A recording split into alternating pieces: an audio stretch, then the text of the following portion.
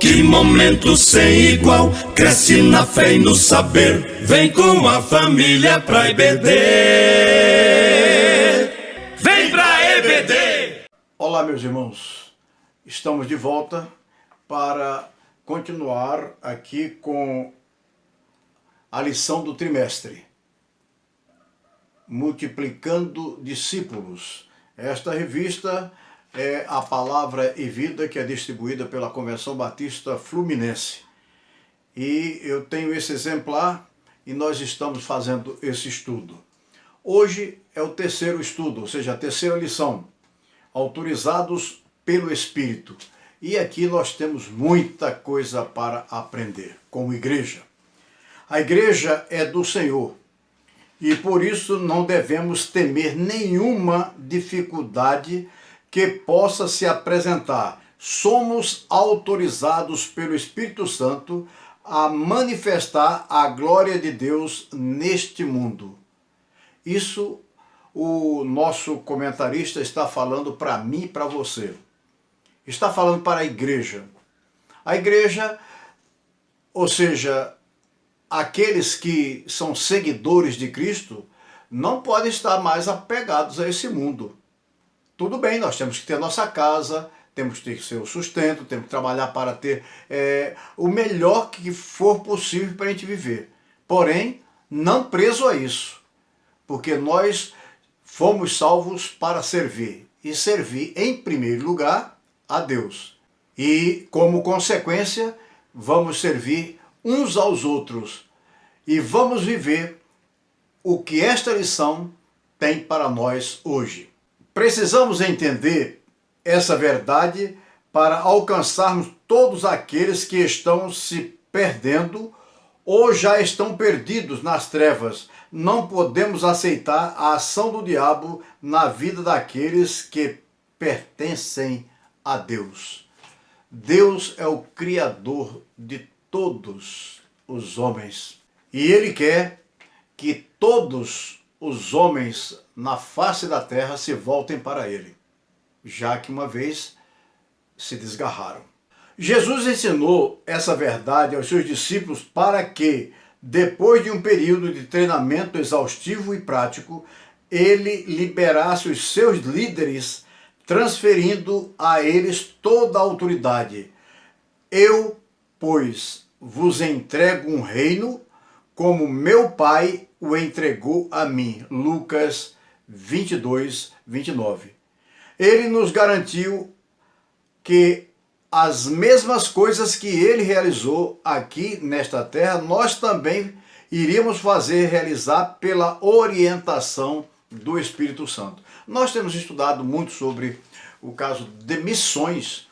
Meus irmãos, é algo surpreendente a gente ver que nós não estamos realizando aquilo que é a nossa obrigação. Porque é a nossa missão. Se é a nossa missão, é a nossa obrigação. E temos deixado de lado.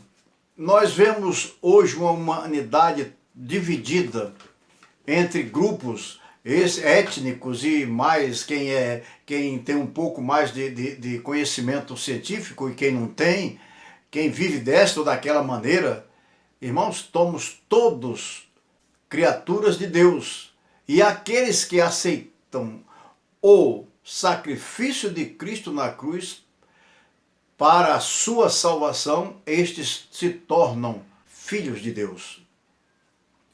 A nossa lição de hoje, autorizados pelo Espírito Santo, tem muita coisa para, acredito até que puxar a nossa orelha como igreja, porque deixamos de fazer muita coisa que é para a glória de Deus. Porque nós fomos salvos para servir. E este servir é servir na missão que Deus nos deu. E este servir implica em nós renunciarmos quem somos, o que queremos, contanto que seja feita a vontade de Deus. Eu vou ler um pouco aqui do que o comentarista colocou. Ele diz aqui, foi isso que aconteceu no nascedouro da igreja. Eles se reuniram em oração à espera da resposta de Jesus, que disse: eu lhes envio a promessa de meu Pai, mas fiquem na cidade até serem revestidos do poder do alto. Lucas 24, 49. Ora, isso aqui está se referindo à descida do Espírito Santo no Pentecoste, revestindo a igreja do poder. A igreja sempre tem que avançar. A igreja não tem, na sua missão, recuar. É sempre avançar, porque ela tem o poder. Tudo quanto o mundo hoje está preparando para acabar com a igreja, mas sabe quando que eles vão conseguir? Nunca. Porque as portas do inferno não prevalecerão contra ela. O primeiro ponto da lição é andar como Jesus. Versos 28 do texto, que é de Lucas 22, 28 a 30. E andar com Jesus porque ele é o nosso mestre. Sendo o nosso mestre, nós como discípulos devemos fazer aquilo que o mestre nos ensina, aquilo que o mestre faz e nos mostra como fazer. Isso é ser discípulo de Jesus. Nós temos que viver testemunhando, viver o testemunho de vida de Jesus impactou as pessoas. Veja só, um homem que nasceu lá em Nazaré, num lugarzinho lá distante, que depois então ainda foi perseguido, foi morto numa cruz, num tempo tão distante desse nosso. E é ele que é a pessoa mais conhecida da história deste mundo e a mais falada. Conhecida não no sentido de o conhecer e aceitar, mas é o mais falado no mundo inteiro. É o mais perseguido, é este nome, Jesus. Por quê? Porque ele é o Filho de Deus. E toda a humanidade, ela vive tentando desfazer este poder que é soberano, o poder de Deus. A igreja, aliás, uma igreja de poder é aquela que se sujeita totalmente a Deus. É quando somos conduzidos por essa verdade, compreendendo que precisamos fazer discípulos de todas as nações. E só podemos fazer isso se formos dependentes totalmente de Deus, assim como Jesus foi dependente totalmente do Pai. Um segundo ponto diz o seguinte: formar discípulos, é o verso 29. Essa autoridade do Espírito só virá sobre a igreja se os crentes maduros entenderem a sua tarefa de formar discípulos. Não podemos achar que a obra de Deus se encerra na decisão de uma pessoa no culto dominical ou em qualquer outro lugar. Precisamos nos colocar à disposição para conduzir e formar esses novos crentes na maturidade da fé. A responsabilidade é nossa. Não é só receber a pessoa da igreja por um convite de uma família e ali a pessoa se decidir e a gente largar para lá com ele.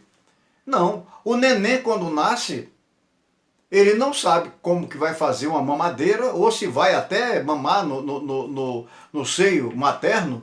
Não, a mãe tem que trazer até o local e colocar ele direitinho para ele aprender, inclusive, a puxar ali o seu leite. Na hora que ele vai crescendo e para se alimentar também alguém vai ter que colocar uma colherzinha e ali mostrar para ele como é que faz, para botar na boca, e ele vai ter que aprender. Se é uma outra coisa qualquer, alguém tem que estar fazendo, mesmo que não seja alguém para ensinar aquela criança, mas a criança está olhando e está aprendendo. Assim é o novo crente. Ele não conhece o reino e entrou para um reino. E um reino celeste, diferente desse reino daqui do mundo. Então nós temos que discipular essas pessoas, ensinar. Discipular é ensinar, é fazer para que o outro aprenda com aquilo que você faz. Não adianta você entregar uma chave de fenda e mandar alguém fazer algum serviço e quando não é para ser feito com chave de fenda. Não, você tem que fazer alguma coisa e mostrar para ele como é que faz. Não adianta ficar mostrando, que isso aí não leva ninguém ao conhecimento. Isso é uma forma de impor as pessoas a procurarem fazer alguma coisa. Como com todas as formas de vida natural se reproduzem de acordo com a sua espécie, assim também é em termos espirituais. Bons discípulos vão se reproduzir de acordo com a espécie da qual provém. E assim a cadeia de cuidado e crescimento continua avançando. Se você quer uma igreja forte, você ensine alguém a ser esta igreja forte. Mas para que você faça isso, é necessário que você seja esta igreja forte. E como ser esta igreja forte? Dependente de Deus e com uma outra obrigação: frutificar. A árvore que não dá fruto, corta, joga fora, deixa secar e depois bota no fogo. Para nada presta. Você, meu irmão, e eu, será que estamos querendo ser esta árvore que não dá fruto? Jesus exorta os seus discípulos a viverem uma vida de obediência, andando firmes na palavra até que o grande dia da sua volta, ou seja, da volta de Jesus, mas para que isso seja real e prático, eles deveriam ser saudáveis e produtivos, pois este é um dos maiores indicadores naturais de uma vida saudável: multiplicar. Um discípulo saudável sempre se multiplica. Se você é uma pessoa que está na igreja há muitos anos e alguém perguntar quantas pessoas você levou a Cristo, você não saber que sequer uma. Ou ninguém dá um testemunho em alguma igreja de que você teve parte impactante na vida dela quando ela chegou à igreja. Bem, meus irmãos, é uma tarefa difícil. Eu consegui pesquisar também noutro estudo que somos discípulos e discipuladores. Se somos discípulos verdadeiros, devemos multiplicar. Caso não ocorra dessa forma, há algo estranho em nossa vida, porque nós temos que multiplicar. Se somos discípulos, somos conhecidos como igreja. E como igreja do Senhor, temos uma missão a cumprir: fazer discípulos. É assim que funciona.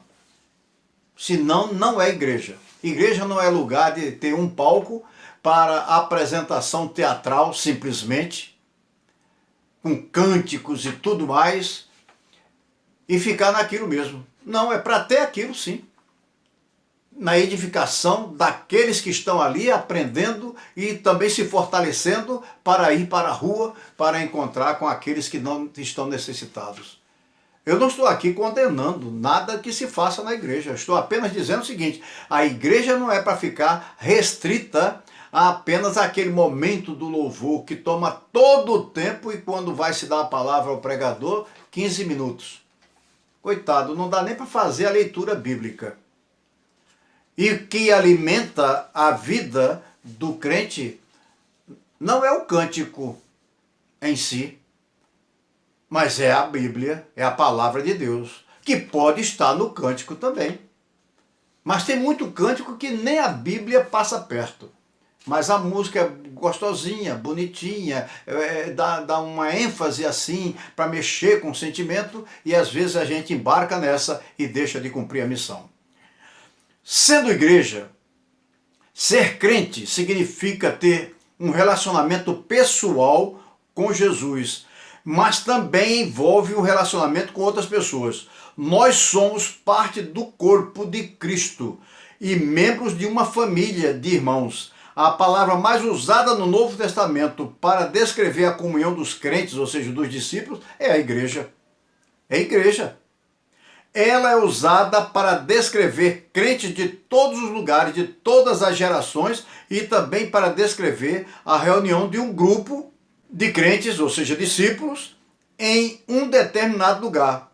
Paulo usa o corpo humano para ilustrar como o corpo de Cristo, a igreja, funciona. Leia, no caso aí, 1 Coríntios 12, 12 a 26, que você vai ter toda uma explicação que o apóstolo Paulo dá do corpo de Cristo.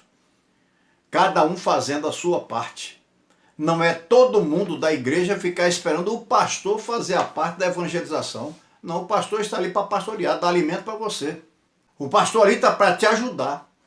Mas não vai exigir do pastor que ele seja ou missionário, ou pregador na rua, ou discipulador, porque isso é função minha e sua. Um outro ponto, desenvolvendo relacionamentos. Uma das mais fantásticas oportunidades que temos como crentes é amar aos outros. Desenvolver relacionamentos que honram a Deus envolve um compromisso de nossa parte, compromisso de darmos aos outros em primeiro lugar e ajudá-los a preencher suas necessidades. Quando expressamos amor pelos outros, nós os encorajamos a se tornarem mais parecidos com Jesus, e o mundo perceberá que somos discípulos dele. O maior ato de amor é colocar nossas vidas nas mãos de Deus, como instrumentos que ajudem outros a conhecer e seguir a Cristo. Gálatas 5, 22, 23 vai falar sobre o fruto do Espírito. Leia e entenda como é formado o fruto. Não é os frutos, é o fruto. O fruto é amor, alegria, paz, paciência, bondade, benignidade, fidelidade, mansidão e domínio próprio. Isto é a formação do fruto. Se nós formos olhar para um abacate tem aquela camada de fora que é a casca, mais durinha, depois tem a massa, depois da massa tem uma outra membrana que envolve o caroço e tem o caroço. O abacate não é só aquela parte da massa, nem só da casca, nem só o caroço. O abacate é completo. A outra fruta também é completa. Bem, vamos em frente. Compartilhando Cristo, se realmente estamos nos esforçando para nos relacionar melhor e amar aos outros, vamos querer o que é melhor para eles. Que Jesus é o caminho para Deus e quem nos dá a vida abundante. João 10, 10. Falar dele para outra pessoa é querer dar-lhe o melhor, para que o nosso testemunho de Cristo seja válido e eficaz. Ele tem de ser o resultado de uma comunhão diária com Jesus. Ora, você às vezes não conhece nem Jesus. Você está na igreja e não sabe nem por que está ali.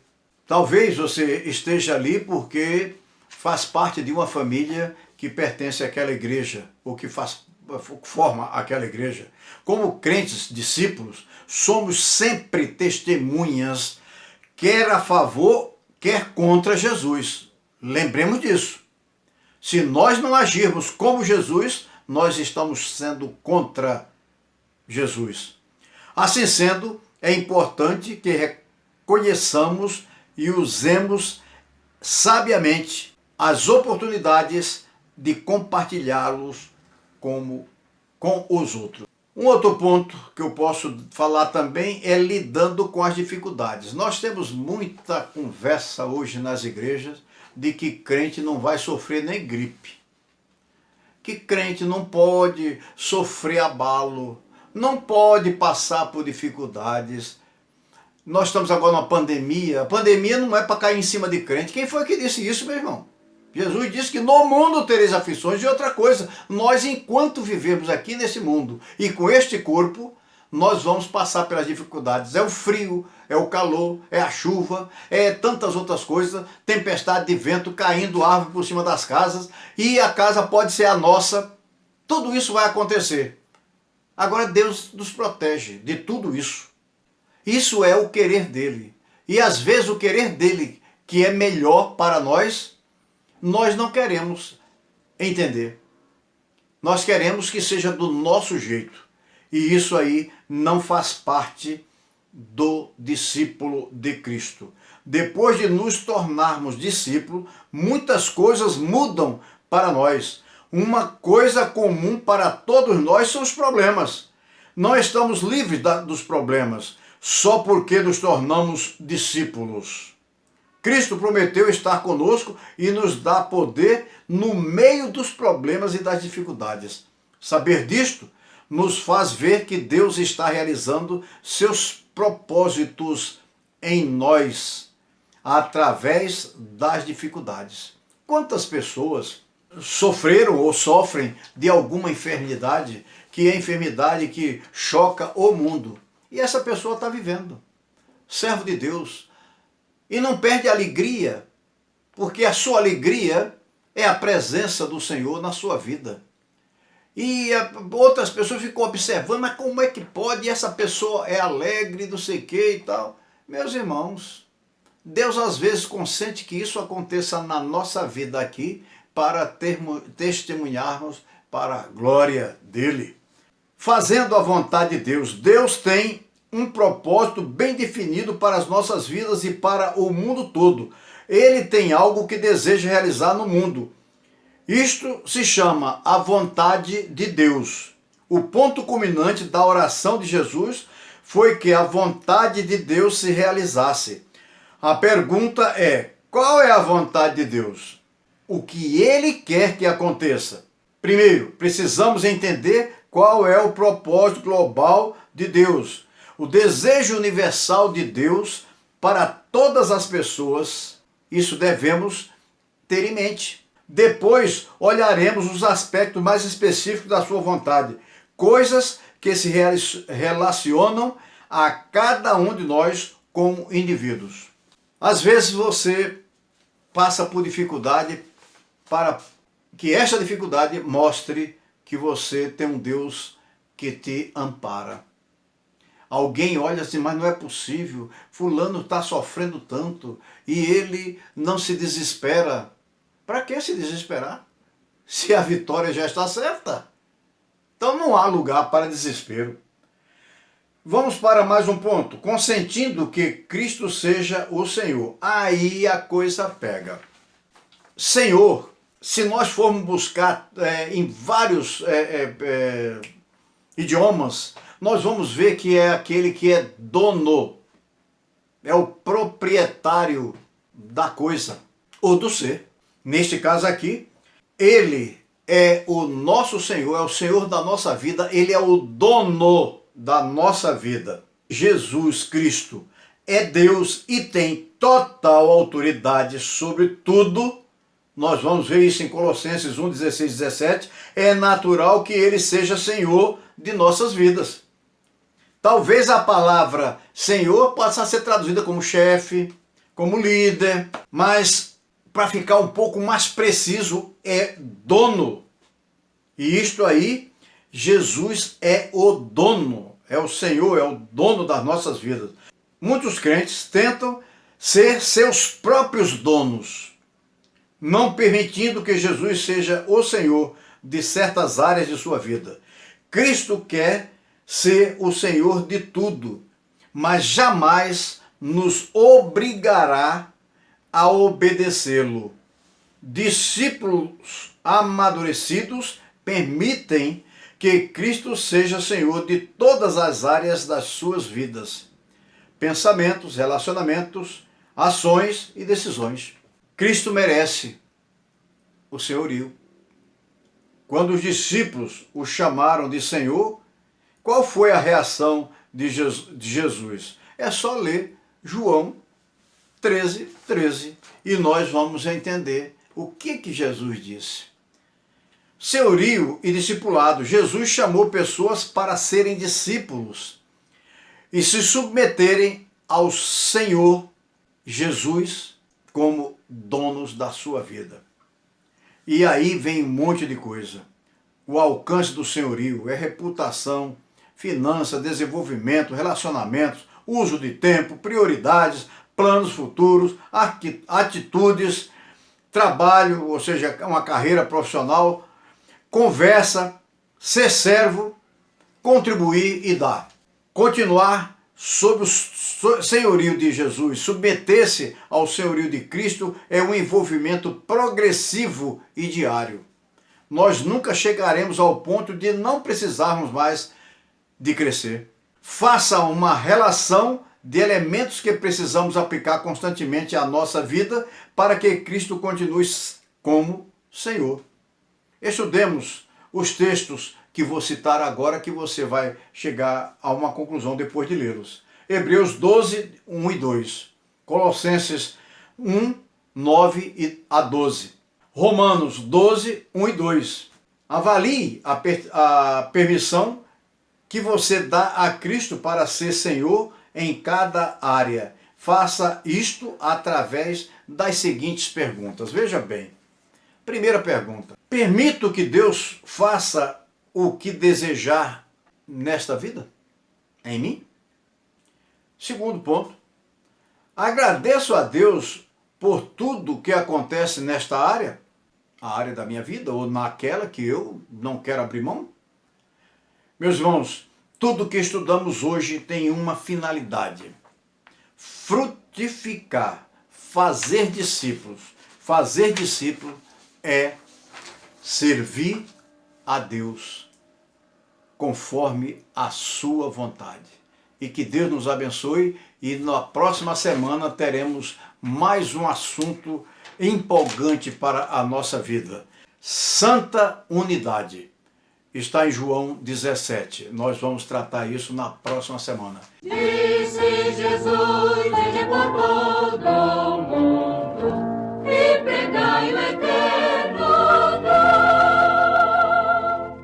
da salvação e do amor profundo, da Deus gracioso e bom. Feita na cruz com sacrifício e dor, proclamai o dom do Redentor. Oh, conquistai almas perdidas, buscai um pecador enfermo, quase moribundo. Vamos, irmãos, levar essa luz ao mundo inteiro. Vamos, irmãos, contar que esse dom é verdadeiro. Vamos, irmãos, pregar muito confiados no Cordeiro, que na cruz já fez a nossa rei.